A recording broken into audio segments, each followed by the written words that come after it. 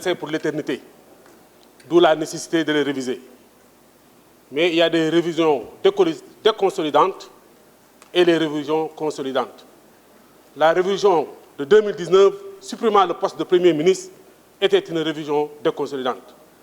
Mais celle-là est venue à son heure. Et Madame la Présidente Aïda Mbodj l'a dit, le Premier ministre n'est rien d'autre qu'une émanation de la volonté du Président de la République et il exécute la volonté du Président de la République.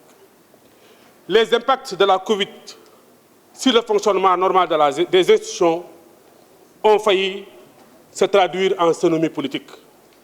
Le Président de la République ne doit pas exposer les dossiers. Il donne des directives. Les périodes de troubles de mars, la grève des transporteurs, ont fini de montrer que l'institution présidentielle devrait être secondée. Ce n'est pas au Président de la République de répondre aux menaces et aux attaques. Il les canalise à travers son fusil d'épaule, son paratonnerre, sa soupape de sécurité, qui est celui qu'on nomme le Premier ministre.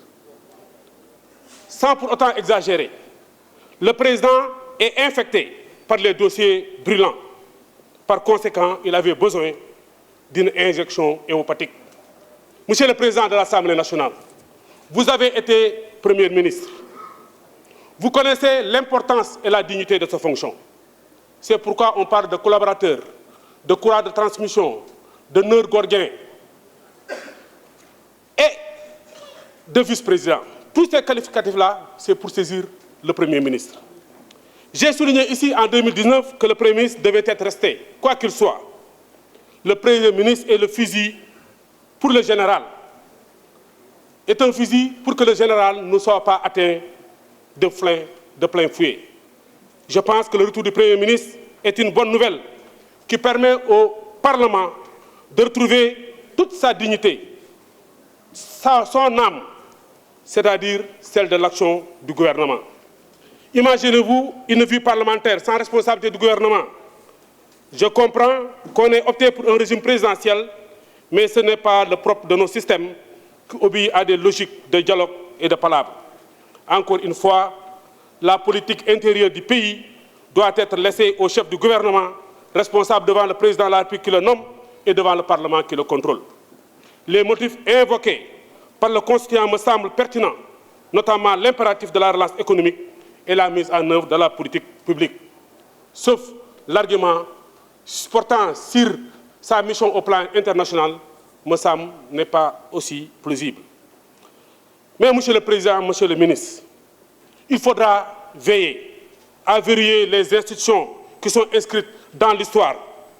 Les supprimer, c'est sortir de l'histoire. Et donc, il est important de les ériger en règle de clause d'éternité.